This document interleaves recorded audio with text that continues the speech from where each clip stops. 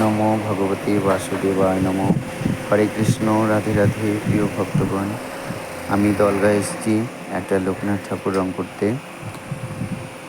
দেখো জায়গাটা কত সুন্দর লাগছে, চতুর্দিকে শুধু চা বাগান। দারুণ জায়গাটা।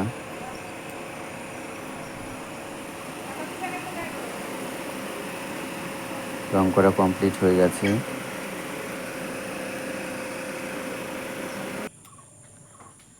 এখন আমরা বাড়ি চলে যাব। দেখো একদম কমপ্লিট।